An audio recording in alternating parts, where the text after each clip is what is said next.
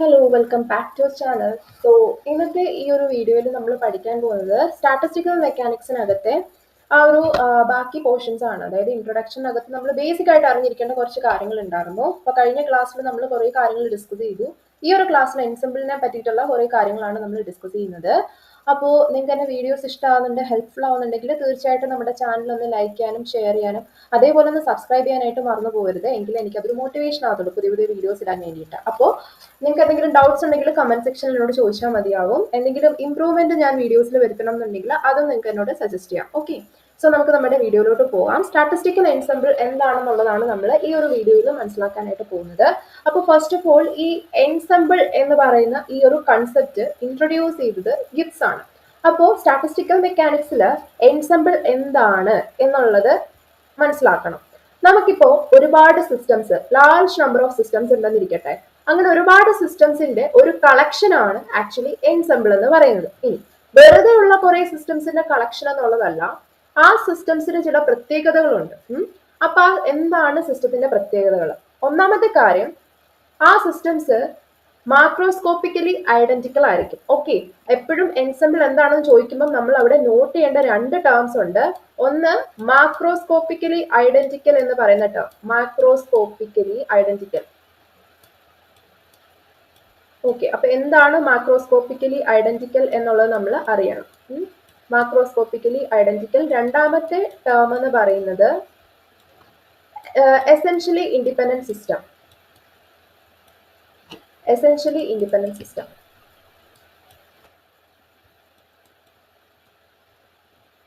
ഞാൻ ഈ മൗസ് വെച്ചിട്ട് എഴുതുന്നതുകൊണ്ടാണ് പ്രോപ്പറായിട്ട് വരാത്തത്. ഓക്കെ, അപ്പോൾ ഒരു സ്റ്റാറ്റിസ്റ്റിക്കൽ ഒരു എൻസെമ്പിൾ എന്ന് വെച്ച് കഴിഞ്ഞാൽ അത് ഒരുപാട് സിസ്റ്റംസിന്റെ ഒരു കളക്ഷൻ ആണ്. ആ സിസ്റ്റംസ് എങ്ങനെയായിരിക്കും? ആ സിസ്റ്റംസ് മാക്രോസ്കോപ്പിക്കലി ഐഡന്റിക്കൽ ആയിരിക്കും. അതേപോലെ they are essentially independent systems. ഇനി നിങ്ങൾ അറിയണം എന്താണ് മാക്രോസ്കോപ്പിക്കലി ഐഡന്റിക്കൽ എന്നുകൊണ്ട് ഉദ്ദേശിക്കുന്നത്, എന്താണ് എസെൻഷ്യലി ഇൻഡിപെൻഡന്റ് സിസ്റ്റം കൊണ്ട് ഉദ്ദേശിക്കുന്നത്. മാക്രോസ്കോപ്പിക്കലി ഐഡന്റിക്കൽ എന്ന് വെച്ചാൽ ഇപ്പൊ ഏതൊരു സിസ്റ്റം നമ്മൾ എടുത്താലും അതിന് കുറെ മാക്രോസ്കോപ്പിക് കണ്ടീഷൻസ് ഉണ്ടായിരിക്കും. എന്താണ് മാക്രോസ്കോപ്പിക് കണ്ടീഷൻസ് എന്ന് പറയുന്നത്? Suppose pressure, temperature, volume, energy, ഈ പറയുന്ന കാര്യങ്ങളൊക്കെ മാക്രോസ്കോപ്പിക് കണ്ടീഷൻസ് ആണ്.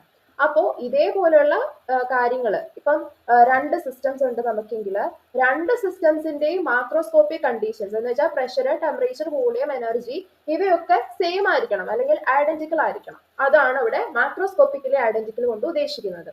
രണ്ടാമത്തെ term essentially independent system. Essentially independent system എന്ന് വെച്ചാൽ ഇത്രയേ ഉള്ളൂ, പേരിൽ നിന്ന് തന്നെ മനസ്സിലാക്കാം. ഒരു സിസ്റ്റം മറ്റേ സിസ്റ്റവുമായിട്ട് എന്താ പറയാ അങ്ങോട്ട് ഡിപ്പെൻഡ് ചെയ്യുന്നില്ല, അല്ലെങ്കിൽ ഇന്ററാക്ട് ചെയ്യുന്നില്ല.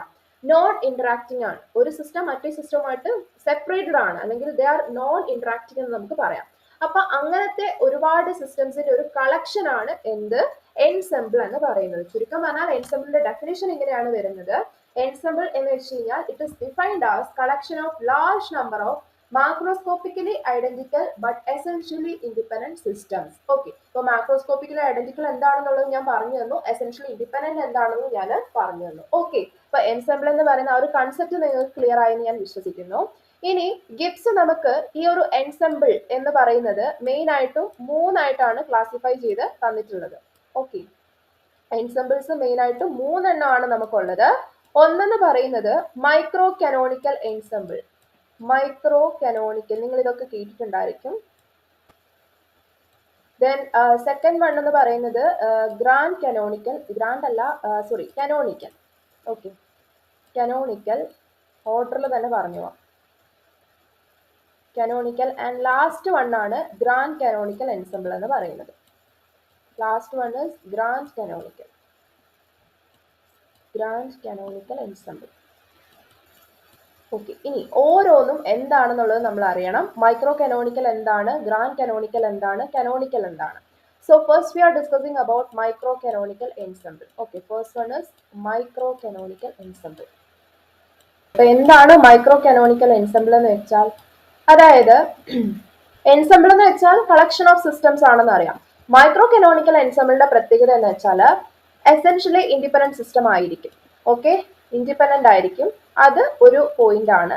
അത് കൂടാതെ ഇതിന്റെ ഒരു പ്രത്യേകത എന്ന് വെച്ച് കഴിഞ്ഞാൽ സിസ്റ്റംസ് എല്ലാം മാക്രോസ്കോപ്പിക്കലി ഐഡന്റിക്കലും ആയിരിക്കും. മാക്രോസ്കോപ്പിക്കലി ഐഡന്റിക്കൽ എന്ന് വെച്ച് കഴിഞ്ഞാൽ ഈ കേസിൽ മൈക്രോ കനോണിക്കൽ എൻസെമ്പിളിന്റെ കേസിലത്തെ ഇവിടുത്തെ മാക്രോസ്കോപ്പിക് കണ്ടീഷൻസ് എന്ന് പറയുന്നത് energy, volume, number of particles. Energy E, volume V and number of particles is capital N.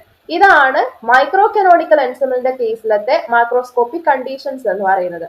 അപ്പോൾ ഇപ്പൊ നമുക്ക് രണ്ട് സിസ്റ്റംസ് ഉണ്ടെങ്കിൽ ആ രണ്ട് സിസ്റ്റംസും ഒരു മൈക്രോ കാനോണിക്കൽ എൻസെമ്പിളിന്റെ കേസിൽ രണ്ട് സിസ്റ്റംസ് ഉണ്ടെങ്കിൽ ആ രണ്ട് സിസ്റ്റംസിന്റെയും energy, volume, number of particles identical ആയിരിക്കും അല്ലെങ്കിൽ സെയിം ആയിരിക്കും. അതേപോലെ തന്നെ ആ രണ്ട് സിസ്റ്റംസും ദേ ആർ ഇൻഡിപെൻഡന്റ് ആയിരിക്കും. Okay, they are independent systems ആയിരിക്കും. ഓക്കെ, അപ്പൊ അതാണ് ഒരു മൈക്രോ കാനോണിക്കൽ എൻസെമ്പിൾ എന്നുകൊണ്ട് ഉദ്ദേശിക്കുന്നത്.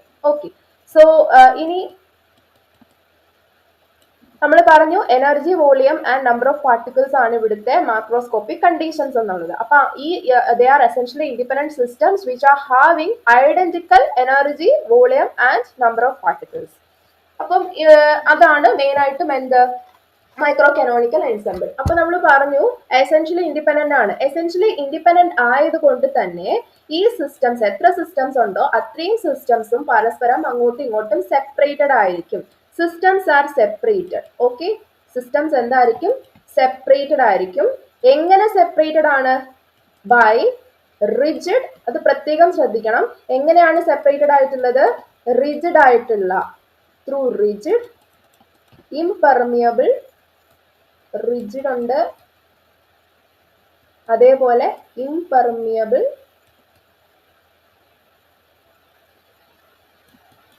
ഇംപെർമിയബിൾ ആണ്, അതേപോലെ തന്നെ ഇൻസുലേറ്റഡ് വോൾസ് ആണ്. ഇൻസുലേറ്റഡ്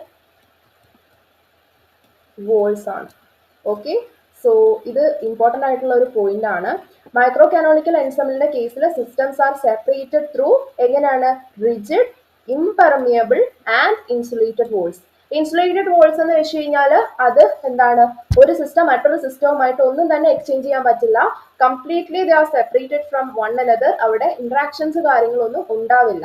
ഓക്കെ, അപ്പോൾ അങ്ങനത്തെ ഒന്നാണ് microcanonical ensemble. Microcanonical ensemble are independent systems which are having എന്താണ്? Identical energy, volume and number of particles. And these systems are separated from one another through rigid, impermeable and insulated walls. Okay, ഇവിടെ impermeable എന്ന് വെച്ച് കഴിഞ്ഞാൽ അവിടെ പ്രത്യേകിച്ച് exchange കാര്യങ്ങളൊന്നും നടക്കില്ല. Impermeable walls ആണെന്നുണ്ടെങ്കിൽ ഇൻസുലേറ്റഡ് എന്ന് വെച്ചാൽ ടെമ്പറേച്ചർ കാര്യങ്ങളൊന്നും അങ്ങോട്ടും ഇങ്ങോട്ടും എക്സ്ചേഞ്ച് നടക്കില്ല എന്നുള്ളതാണ് ഉദ്ദേശിക്കുന്നത്. അപ്പൊ ഇവിടെ energy, volume, number of particles എല്ലാം തന്നെ അവിടെ ഐഡന്റിക്കൽ ആയിരിക്കും. ഓക്കെ, ഇനി ഇതിനെ നമുക്ക് പിക്ടോറിക്കലി മനസ്സിലാവുന്ന രീതിയിൽ ഒന്ന് വരച്ചു കാണിക്കാനാണ് ഇതാ ഇങ്ങനെ നമുക്ക് കാണിക്കാൻ പറ്റും. ഈ ഒരു രീതിയിൽ.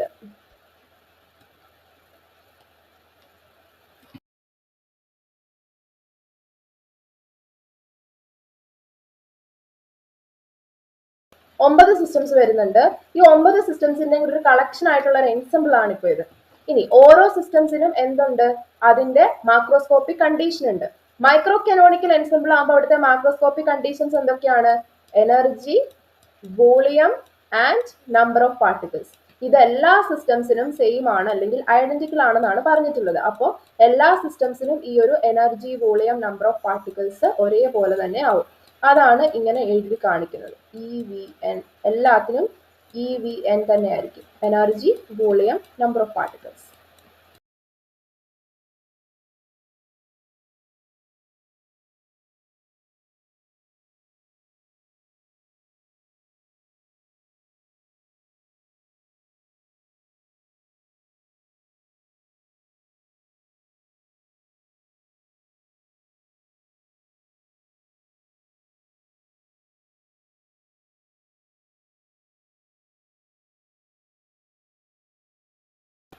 ഓക്കെ, സോ ഈ ഒരു രീതിയിലാണ് നമുക്കൊരു മൈക്രോ കനോണിക്കൽ എൻസെമ്പിളിനെ നമുക്ക് റെപ്രസെന്റ് ചെയ്യാനായിട്ട് പറ്റുന്നുണ്ടാവുക. ഇവിടെ നോക്കുവാണെങ്കിൽ നമുക്ക് മൊത്തം 9 സിസ്റ്റംസ് എല്ലാം ഒന്നിൽ നിന്ന് മറ്റൊന്നിലോട്ട് സെപ്പറേറ്റഡ് ആണ് അല്ലേ? ഇവിടെ ഈ ബ്ലൂ ലൈൻ വെച്ച് വരച്ച് കാണിച്ചിരിക്കുന്ന വെച്ചാൽ അതുകൊണ്ട് മീൻ ചെയ്യുന്നത് ഇൻസുലേറ്റഡ് ആണെന്നുള്ള ഒരു മീനിങ് ആണ്. ഓരോ സിസ്റ്റംസും അത് മറ്റൊന്നിൽ നിന്ന് ഇൻസുലേറ്റഡ് ആണ്. അപ്പൊ ഇവിടെ പ്രത്യേകിച്ച് എക്സ്ചേഞ്ച് ഓഫ് എനർജിയോ മാറ്ററോ ഒന്നും തന്നെ നടക്കുന്നില്ല. ഇവിടുത്തെ മാക്രോസ്കോപ്പിക് ആയിട്ടുള്ള conditions energy, volume, number of particles ആണ്. അത് എല്ലാ സിസ്റ്റംസിനും ഐഡന്റിക്കൽ ആണ്. അപ്പോൾ ഇതാണ് ഒരു മൈക്രോ കനോണിക്കൽ എൻസെമ്പിൾ കൊണ്ട് ഉദ്ദേശിക്കുന്നത്. എന്തൊക്കെ കാര്യങ്ങളാണ് പറഞ്ഞത്? They are independent systems. രണ്ടാമത്തെ പോയിന്റ്, ഇവിടുത്തെ മാക്രോസ്കോപ്പിക് കണ്ടീഷൻസ് ഐഡന്റിക്കൽ ആണ്. ഇവിടുത്തെ മാക്രോസ്കോപ്പിക് കണ്ടീഷൻസ് എന്തൊക്കെയാണ്? Energy, volume and number of particles. And the systems are separated അല്ലേ? അതുകൊണ്ട് എങ്ങനെയാണ് സെപ്പറേറ്റ് ആയിട്ടുള്ള? Rigid, impermeable and insulated walls വെച്ചിട്ടാണ് സെപ്പറേറ്റ് ചെയ്തിട്ടുള്ളത്. ഈ ഒരു രീതിയിലാണ് നമുക്ക് ഒരു മൈക്രോ കാനോണിക്കൽ എൻസെമ്പിളിനെ റെപ്രസെന്റ് ചെയ്യാനായിട്ട് സാധിക്കുക. ഇനി നമ്മുടെ രണ്ടാമത്തെ ടൈപ്പ് എന്ന് പറയുന്നത് കാനോണിക്കൽ എൻസെമ്പിൾ ആണ്. അപ്പൊ എന്താണ് ഇനി കാനോണിക്കൽ എൻസെമ്പിൾ എന്താണെന്നുള്ളത് നമുക്ക് നോക്കാം. Canonical ensemble. അപ്പോൾ ഒരു കാനോണിക്കൽ എൻസെമ്പിൾ എന്ന് വെച്ച് കഴിഞ്ഞാൽ അവിടെയും നമുക്ക് ഈ ഒരു പോയിന്റ് വരും. ദേ are independent systems. Essentially independent systems ആണ്. ഇൻഡിപെൻഡന്റ് സിസ്റ്റംസ് ആണ്. ദെൻ ഇവിടുത്തെ മാക്രോസ്കോപ്പിക് കണ്ടീഷൻസ് എന്ന് പറയുന്നത്, ഇവിടെ മാക്രോസ്കോപ്പിക് ഐഡന്റിക്കൽ മാക്രോസ്കോപ്പിക് കണ്ടീഷൻസ് ആണ്. പക്ഷെ മാക്രോസ്കോപ്പിക് കണ്ടീഷൻസ് എന്ന് പറയുന്നത് temperature, volume and number of particles ആണ്. ഓക്കെ, സോ ടെമ്പറേച്ചർ എന്ന് പറയുന്ന ഒരു കാര്യം ഇവിടെ വരുന്നുണ്ട്. അപ്പൊ ഇത് മൂന്നെണ്ണമാണ് ഇവിടുത്തെ മാക്രോസ്കോപ്പിക് കണ്ടീഷൻസ്. എല്ലാ സിസ്റ്റംസിനും ഈ ഒരു ടി, വി ആൻഡ് എൻ, അതായത് temperature, volume and number of particles R identical.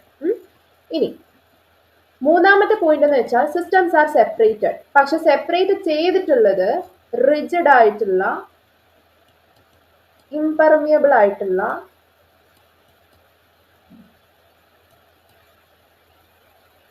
നേരത്തെ നമ്മൾ മൈക്രോ കനോണിക്കലിനകത്ത് നമുക്ക് എന്തായിരുന്നു? ഇൻസുലേറ്റഡ് ആയിട്ടുള്ള വോൾസ് ആയിരുന്നു. പക്ഷെ ഇവിടെ ഇൻസുലേറ്റഡ് അല്ല, പകരം കണ്ടക്ടിങ് വോൾസ് ആണ്. കണ്ടക്ടിങ് അല്ലെങ്കിൽ ഡൈ അഥർമിക് എന്ന് പറയും. കണ്ടക്ടിങ് വോൾസ് ആണ് ഈ കേസിൽ നമുക്ക് വരുന്നത്. അത് മാത്രമാണ് ഇവിടുത്തെ വ്യത്യാസം. അപ്പോൾ കണ്ടക്ടിങ് വോൾസ് ആയത് എന്തുകൊണ്ടാണ്? ഇവിടെ ടെമ്പറേച്ചർ എന്ന് പറയുന്ന ഒരു ഫാക്ടർ ഉണ്ട്. അപ്പൊ ടെമ്പറേച്ചർ അല്ലെങ്കിൽ ഹീറ്റിനെ എക്സ്ചേഞ്ച് ചെയ്യണം. അപ്പൊ അതിന് വേണ്ടിയിട്ടാണ് ഈ ഒരു കണ്ടക്ടിങ് വോൾസ് എന്ന് പറയുന്നത്. അപ്പോൾ ഈ ഇത്രയുമാണ് നമുക്കൊരു കാനോണിക്കൽ എൻസെമ്പിളിൽ വരുന്ന പ്രത്യേകതകൾ. ഇൻഡിപെൻഡന്റ് സിസ്റ്റംസ് ആണ്, അവിടുത്തെ macroscopic conditions temperature, volume and number of particles ആണ്. അത് എല്ലാ സിസ്റ്റംസിനും എന്തായിരിക്കും? സെയിം ആയിരിക്കും അല്ലെങ്കിൽ ഐഡന്റിക്കൽ ആയിരിക്കും. Then the systems are separated by rigid, impermeable and conducting walls. Conducting അല്ലെങ്കിൽ diathermic walls വെച്ചിട്ട് separated ആണ്. Okay. Then ഇവിടുത്തെ കണ്ടക്ടിങ് വോൾസ് ആയതുകൊണ്ട് തന്നെ ഒരു സിസ്റ്റത്തിന്റെ ടെമ്പറേച്ചർ മറ്റൊരു സിസ്റ്റത്തിലോട്ട് എന്ത് ചെയ്യാൻ പറ്റും? കണ്ടക്ട് ചെയ്ത് കൊടുക്കാൻ പറ്റും. അല്ലെങ്കിൽ ഒരു സിസ്റ്റവും മറ്റു സിസ്റ്റവും തെർമലി എന്തായിരിക്കും? കോണ്ടാക്റ്റിലായിരിക്കും ഉണ്ടാവുക. ഓക്കെ, സോ അതുകൊണ്ട് തന്നെ നമുക്കൊരു കോൺസ്റ്റന്റ് ടെമ്പറേച്ചർ ടി സപ്ലൈ ചെയ്യുന്ന ഒരു ഹീറ്റ് റിസർവോയർ ഉണ്ടാവും. അതിൽ നിന്നുള്ള ആ ഒരു ഹീറ്റിനെ അല്ലെങ്കിൽ ടെമ്പറേച്ചറിനെ എന്ത് ചെയ്യുന്നു? എല്ലാ സിസ്റ്റംസും പരസ്പരം അങ്ങോട്ടും ഇങ്ങോട്ടും എന്ത് ചെയ്യുന്നുണ്ട്? എക്സ്ചേഞ്ച് ചെയ്യുന്നുണ്ട്. അങ്ങനെ എത്ര നേരം ഈ ഒരു ഹീറ്റ് എക്സ്ചേഞ്ച് നടക്കും? ആ ഒരു കംപ്ലീറ്റ് സിസ്റ്റം, എല്ലാ സിസ്റ്റംസും ഒരു കോൺസ്റ്റന്റ് ടെമ്പറേച്ചർ ടി എത്തുന്നിടം വരേക്കുമായിരിക്കും ഈ ഒരു എക്സ്ചേഞ്ച് നടക്കുന്നുണ്ടാവുക. അപ്പോൾ systems are in thermal contact with each other. ആ ഒരു തെർമൽ കോണ്ടാക്ട് കൊടുക്കുന്നത് ഈ ഒരു കണ്ടക്ടിങ് വോൾസ് ആയതുകൊണ്ടാണ്. ഓക്കെ, സോ അതാണ് എന്തുകൊണ്ട് ഉദ്ദേശിക്കുന്നത്? ഈ ഒരു കാനോണിക്കൽ എൻസെമ്പിൾ കൊണ്ട് ഉദ്ദേശിക്കുന്നത്. സോ കാനോണിക്കൽ എൻസെമ്പിളിനെ അതുകൊണ്ട് ഏതൊരു രീതിയിലാണ് നമുക്ക് റെപ്രസെന്റ് ചെയ്യാൻ പറ്റുക? ഇതാ ഞാൻ ഈ വരയ്ക്കുന്ന രീതിയിൽ നമുക്ക് റെപ്രസെന്റ് ചെയ്യാനായിട്ട് സാധിക്കും. ഇവിടെ ഇൻസുലേറ്റഡ് അല്ല, പകരം ഡയഅഥർമിക് അല്ലെങ്കിൽ കണ്ടക്ടിങ് വോൾസ് ആണ്.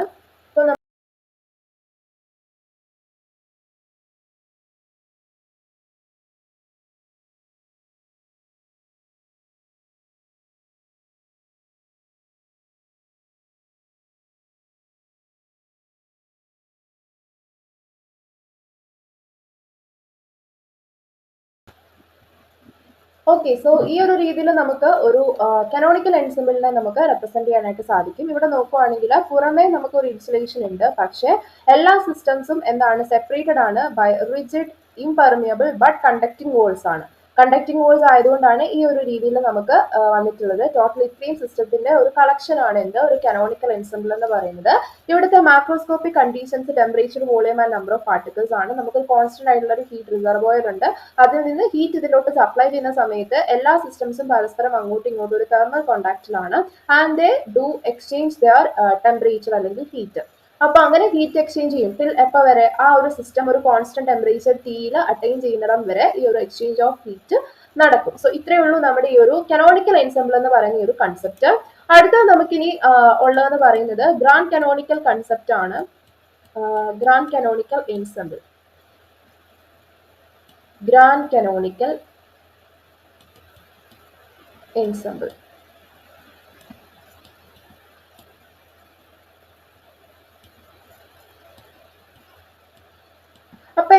ഗ്രാൻഡ് കനോണിക്കൽ എൻസെംബിൾ കൊണ്ട് ഉദ്ദേശിക്കുന്നത്. ഇവിടെയും ആദ്യത്തെ പോയിന്റ് തന്നെ സിസ്റ്റംസ് ആർ ഇൻഡിപെൻഡന്റ് സിസ്റ്റംസ് ആണ്, ഇൻഡിപെൻഡന്റ് ആണ്. രണ്ടാമത്തെ പോയിന്റ് എന്ന് പറയുന്നത് എന്താണ്, ഗ്രാൻഡ് കനോണിക്കൽ എൻസെംബിളിലെ മാക്രോസ്കോപ്പിക് കണ്ടീഷൻസ് ഐഡന്റിക്കൽ ആണല്ലോ. അപ്പൊ ആ മാക്രോസ്കോപ്പിക് കണ്ടീഷൻസ് ഇവിടെ temperature, volume, chemical potential, mu, ഇത് മൂന്നെണ്ണമാണ് ഇവിടുത്തെ മാക്രോസ്കോപ്പിക് കണ്ടീഷൻസ് എന്ന് പറയുന്നത്. And these macroscopic conditions are identical to every system. ഈ ഒരു ഗ്രാൻഡ് കനോണിക്കൽ എൻസെംബിളിനകത്തെ എല്ലാ സിസ്റ്റംസിനും ഈ ഒരു മാക്രോസ്കോപ്പിക് കണ്ടീഷൻസ് ഐഡന്റിക്കൽ ആണ്. ഇനി ഇവിടെ പുതിയൊരു ടേം കെമിക്കൽ പൊട്ടൻഷ്യൽ വന്നിട്ടുണ്ട് അല്ലെ, ടെമ്പറേച്ചറും ഉണ്ട്. അപ്പോ കെമിക്കൽ പൊട്ടൻഷ്യലും ടെമ്പറേച്ചറും ഉണ്ട്. ടെമ്പറേച്ചർ ഉള്ളത് കൊണ്ട് ഇവിടെ എന്താ, ഹീറ്റ് എക്സ്ചേഞ്ച് നടക്കുന്നുണ്ട്. അപ്പോ ഈ ഒരു സിസ്റ്റംസ് സെപ്പറേറ്റ് ചെയ്തിട്ടുള്ളത് എങ്ങനെയാണ്, they are separated by rigid. ഇത്രയും നേരം നമ്മൾ ഇംപെർമിയബിൾ എന്നായിരുന്നു, പക്ഷെ ഗ്രാൻഡ് കനോണിക്കലിനകത്ത് നമുക്ക് പെർമിയബിൾ ആണ്. ഓക്കെ, പെർമിയബിൾ ആണ്. ഓക്കെ, പെർമിയബിൾ ആണ്, അതേപോലെ കണ്ടക്റ്റിങ്ങും ആണ്. ഓക്കെ, സോ ഇത്രയുമാണ് ഗ്രാൻഡ് കനോണിക്കൽ എൻസെംബിളിന്റെ പ്രത്യേകതകൾ. Systems are separated by rigid but permeable ആണ്, അതേപോലെ കണ്ടക്ടിങ് ഓൾസോ ആണ്. കണ്ടക്ടിങ് ആയതുകൊണ്ട് തന്നെ ടെമ്പറേച്ചറിന്റെ എക്സ്ചേഞ്ച് അല്ലെങ്കിൽ ഹീറ്റിന്റെ എക്സ്ചേഞ്ച് നടക്കും. പെർമിയബിൾ ആവാന്ന് വെച്ചാൽ എന്താണ്, അവിടെ ഓഫ് കോഴ്സ് പാർട്ടിക്കിൾസ് അല്ലെങ്കിൽ മാറ്ററിന്റെ എക്സ്ചേഞ്ച് പോസിബിൾ ആണ്. അപ്പോൾ കെമിക്കൽ പൊട്ടൻഷ്യൽ മ്യൂ എന്ന് പറയുന്നത് അവിടെ കോൺസ്റ്റന്റ് ആക്കി ഒരു കോൺസ്റ്റന്റ് ആയി വരുന്നിടം വരേക്കും ആ ഒരു മാറ്ററിന്റെ എക്സ്ചേഞ്ച് നടക്കും. അതേപോലെ ഹീറ്റ് ടെമ്പറേച്ചർ ടി കോൺസ്റ്റന്റ് ആവുന്നിടം വരേക്കും അവിടെ ഒരു ഹീറ്റിന്റെ എക്സ്ചേഞ്ചും നടക്കും. സോ ആ ഒരു രീതിയിലുള്ള ഒരു എൻസെംബിൾ അല്ലെങ്കിൽ കളക്ഷൻ ഓഫ് സിസ്റ്റംസ് ആണെങ്കിൽ ഗ്രാൻഡ് കനോണിക്കൽ എൻസെംബിൾ. സോ അതുകൊണ്ട് തന്നെ നമുക്കൊരു ഗ്രാൻഡ് കനോണിക്കൽ എൻസെംബിളിനെ എങ്ങനെ നമുക്ക് റെപ്രസെന്റ് ചെയ്യാം?